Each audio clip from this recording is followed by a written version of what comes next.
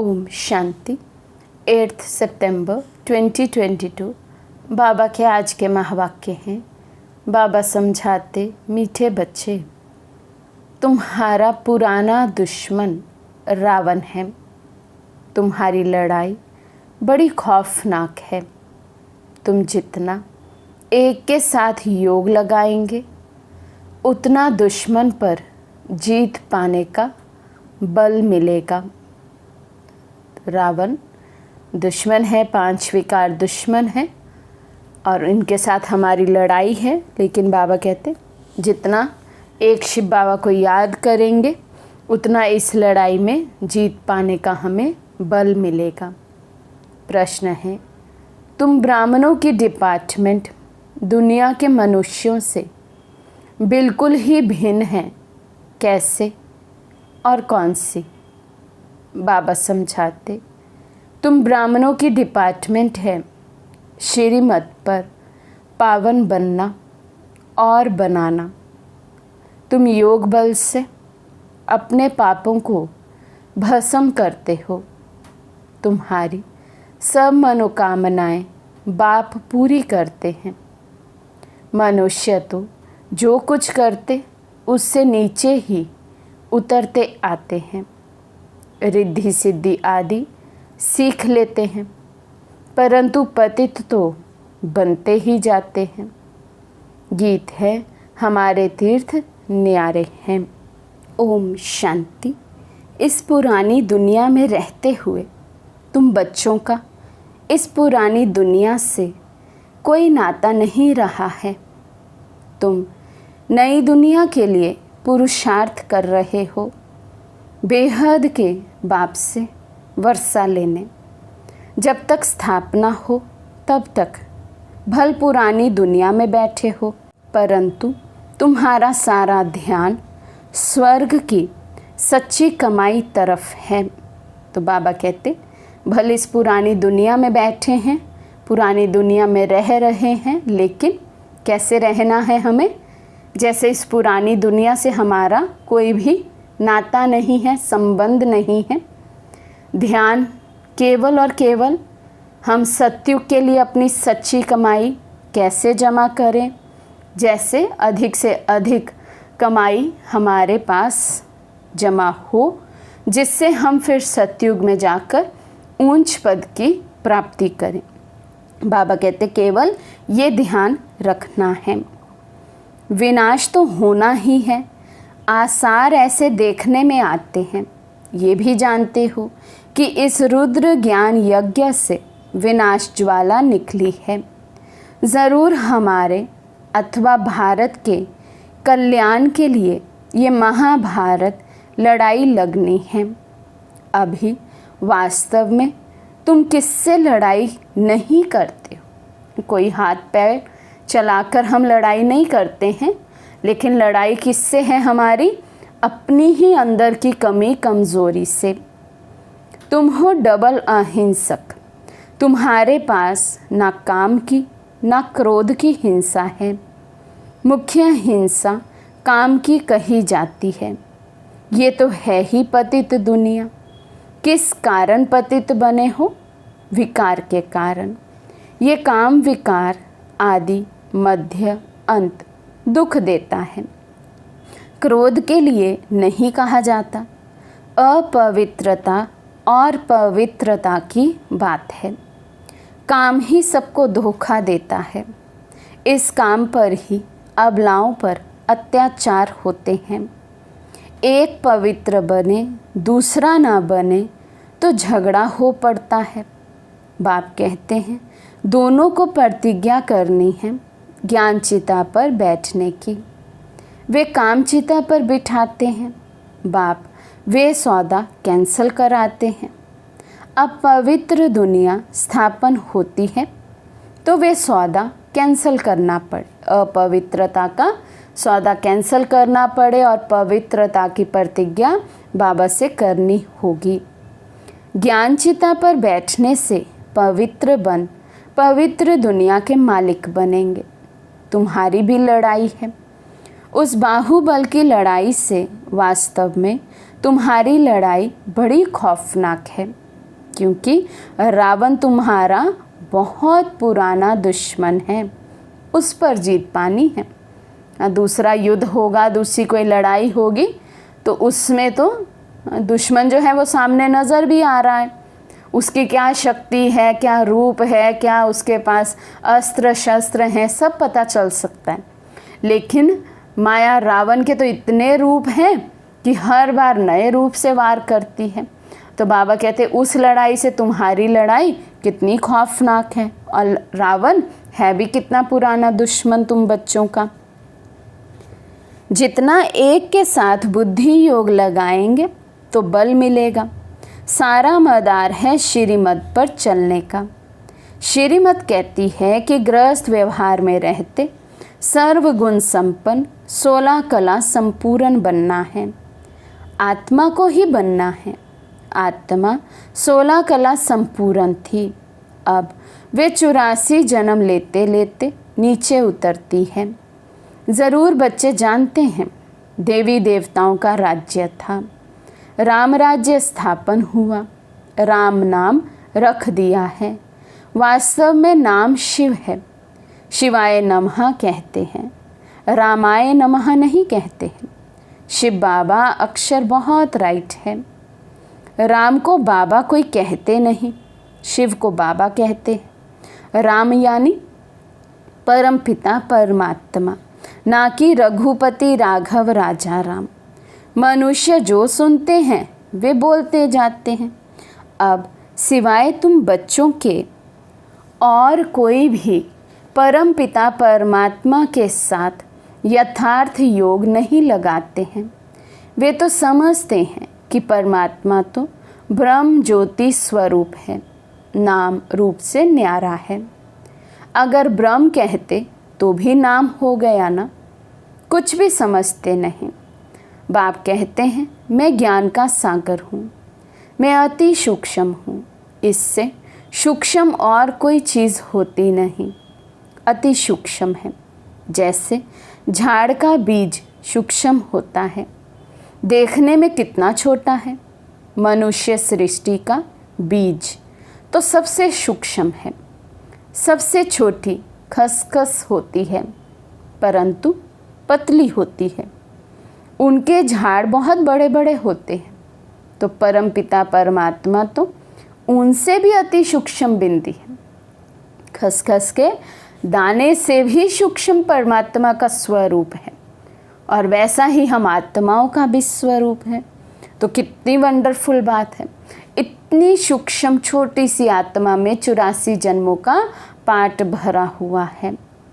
बाप कहते हैं मैं जो हूँ जैसा हूँ, इस रीति तुम्हारे में भी नंबरवार जानते हैं। कोटों में कोई ही इस राज को समझते हैं। शिव बाबा जैसी महिमा और कोई भी मनुष्य आत्मा की नहीं हो सकती। कैसे आकर पतित दुनिया को पावन बनाते हैं, सन्मुख आकर बच्चों को पढ़ाते हैं, कुछ भी जानते नहीं हैं। दुनिया के मनुष्य बाबा कहते परमात्मा के बारे में कुछ भी नहीं जानते। कैसे वे आकर अपने बच्चों को चुनते हैं, कैसे वे उन्हें चुनकर फिर पढ़ाई पढ़ाते हैं, कैसे परकाया प्रवेश करते हैं।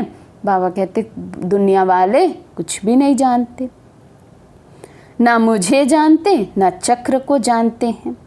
अभी तुम नंबरवार पुरुषार्थ अनुसार जानते हो। तुम्हारा इस पुरानी दुनिया की बातों से ताल्लुक नहीं है। मनुष्य तो घोर अंधेरे में है, उनका तो धंधा ही है अपना, तुम्हारा धंधा अपना है। तुम हो गए गुप्त योग बल की सेना, वे है बाहुबल की सेना। उनको तुम जानते हो, तुमको कोई नहीं जानते। वो लोग अर्थात साइंसदान, मानना साइंस वाले साइंटिस्ट, स्टार पर जाने की कोशिश करते हैं। देखा है तो समझते हैं हम क्यों नहीं जा सकते, हम समुद्र का अंत क्यों नहीं पा सकते, इसलिए पुरुषार्थ करते हैं। बाकी जो इन आँखों से नहीं देखा जा सकता उनका पुरुषार्थ कर नहीं सकते। बाबा कहते साइंस वालों की बुद्धि कहाँ तक जाएगी, जो चीज़ें उन्हें यहाँ विजिबल है, जो उनको दिखाई देता है। अब ना आत्मा दिखाई देती है इन आँखों से, ना परमात्मा दिखाई देते हैं, ना परम धाम दिखाई देता है। बाबा कहते इसलिए वहाँ तक उनकी बुद्धि चलती ही नहीं है। उनकी बुद्धि में तो स्थूल चीज़ें आती हैं, उनके लिए पुरुषार्थ करते हैं। सूक्ष्म से सूक्ष्म परमात्मा को तो जानते ही नहीं हैं। खुद ही आकर बच्चों को अपना परिचय देते हैं। तुमने चित्र बड़ा ज्योतिर्लिंगम बनाया है, तो तुम्हारी बुद्धि में भी वह आता है। बाप बच्चों को समझाते रहते हैं कि जैसे बाप की गत मत न्यारी है, वैसे तुम्हारी सद्गति की मत सारी दुनिया से न्यारी है। तुम्हारा और कोई बात से ताल्लुक नहीं है। तुम सच्चे ब्राह्मण हो। ब्राह्मणों का विस्तार तो कुछ है नहीं। वो ब्राह्मण लोग कहेंगे हम ब्रह्मा की औलाद हैं। ब्रह्मा तो हुआ प्रजापिता, उनका बाप कौन? वे तो कोई जानते नहीं। वे तो त्रिमूर्ति ब्रह्मा कह देते हैं। ब्रह्मा के 3 रूप कैसे हो सकते हैं? ये तो 3 देवताएं हैं, तीनों की एक्टिविटी अलग है। रचयिता तो एक ही शिव है, ब्रह्मा विष्णु शंकर, तीनों देवताएं हैं और तीनों की एक्टिविटी अलग है। और तीनों का रचयिता शिव बाबा वे अलग है। हम सब उनकी रचना वहाँ रहने वाली है। ऊंचते ऊंच बाप ही सुप्रीम सोल है। सुप्रीम सोल एक निराकार बाप को कहा जाता है। ऐसे नहीं कि वे भी निराकार परमात्मा और हम आत्माएं भी निराकार, सब एक ही हैं, सब उनके ही रूप हैं।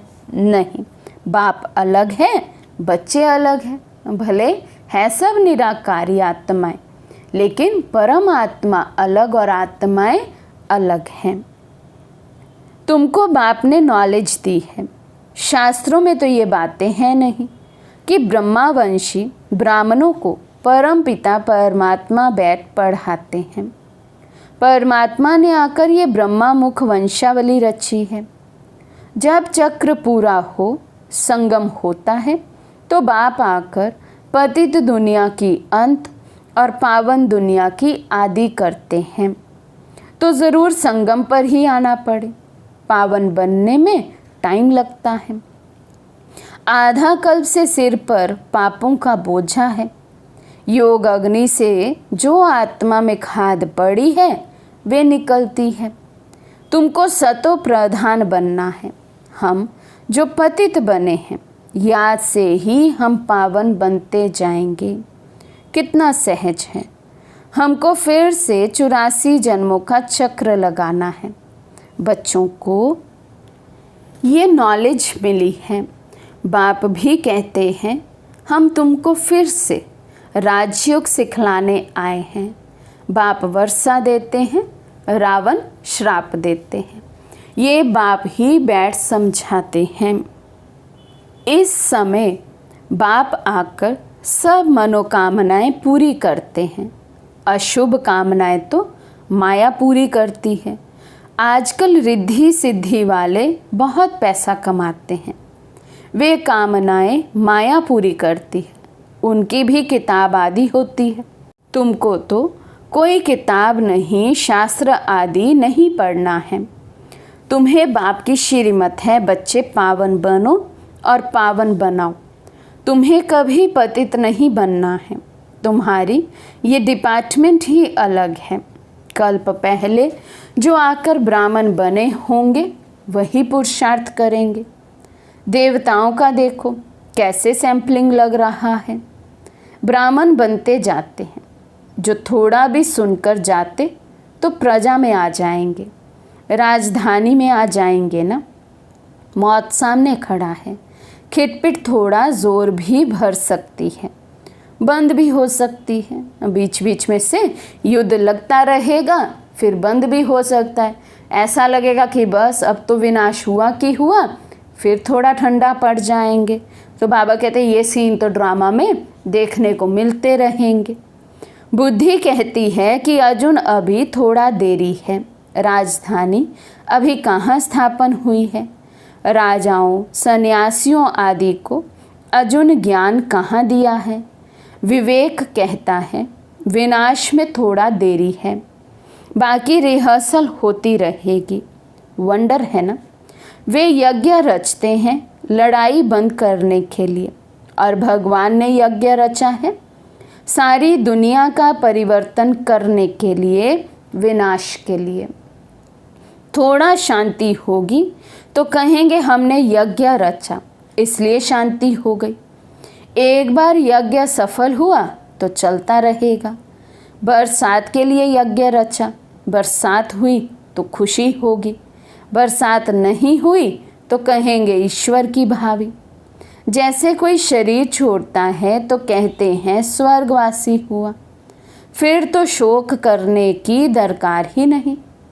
शरीर छोड़ा स्वर्गवासी हुआ तो ज़रूर पहले नर्क में था, अब नर्क से कोई बदली होकर स्वर्ग में गया तो फिर तो बाबा कहते रोने की शोक करने की तो ज़रूरत ही नहीं है।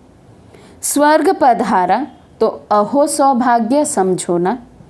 माया रावण ने सबकी बुद्धि को ताला लगा दिया है।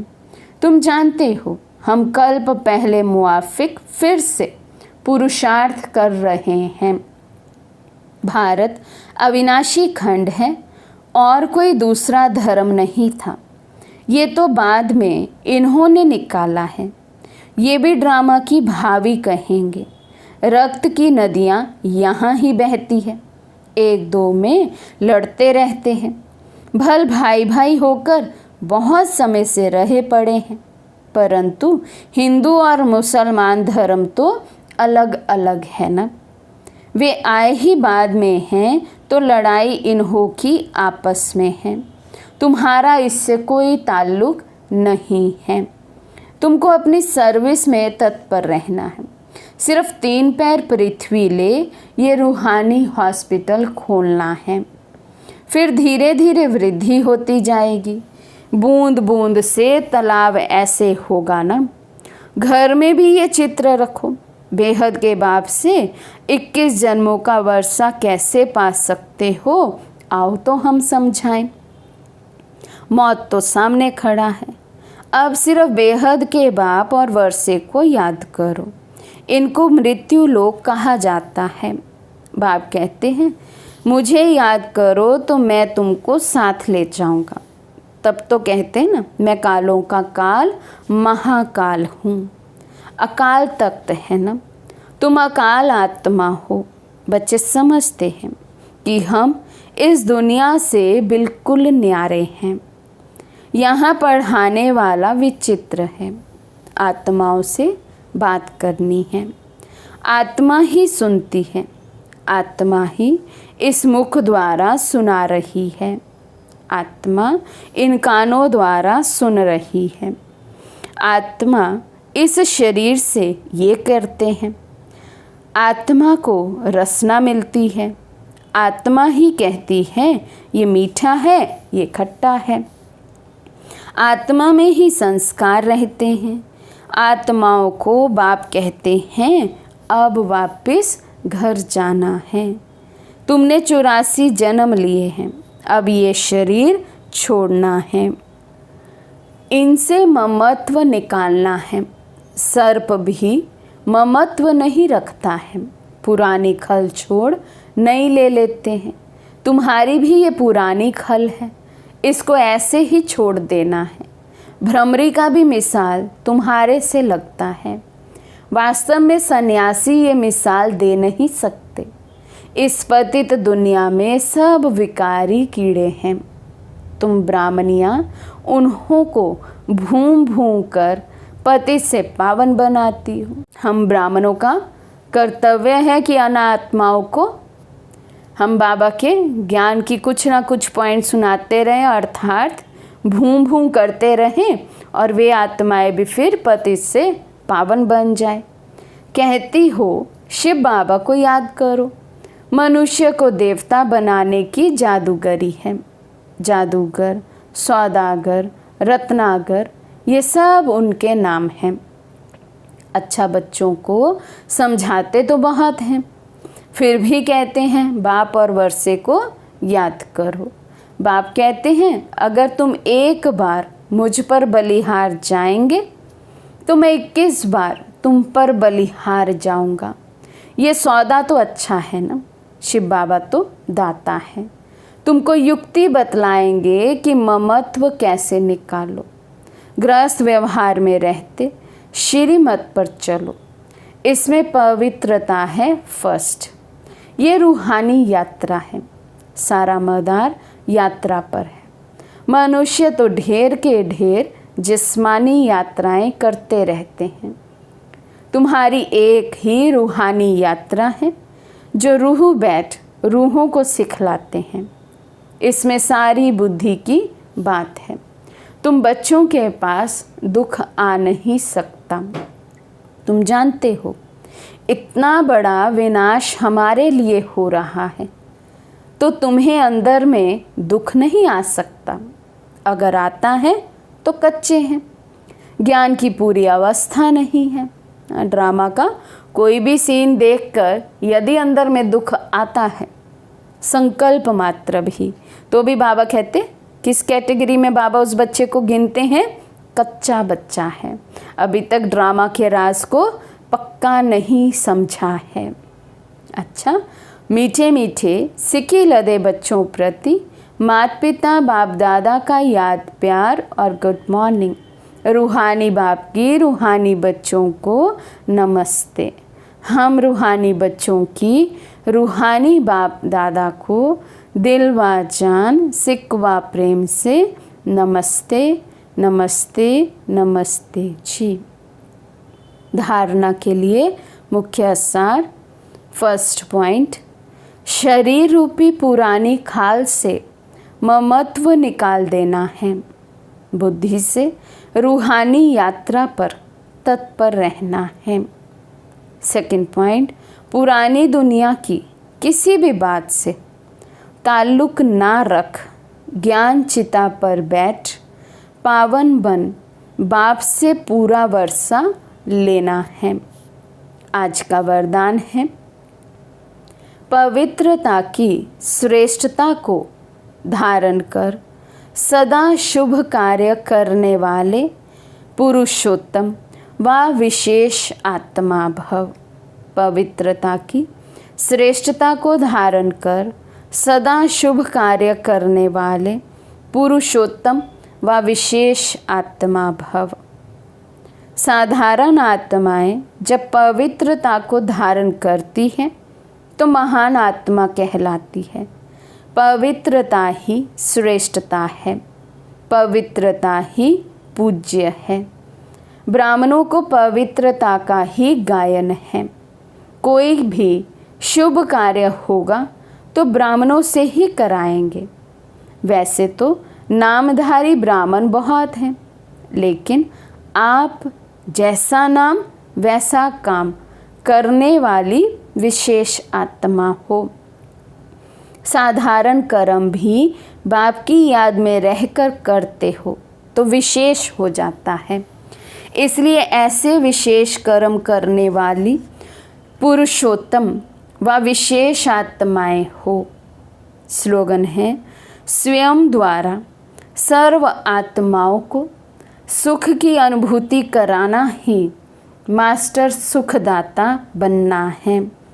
स्वयं द्वारा सर्व आत्माओं को सुख की अनुभूति कराना ही मास्टर सुखदाता बनना है।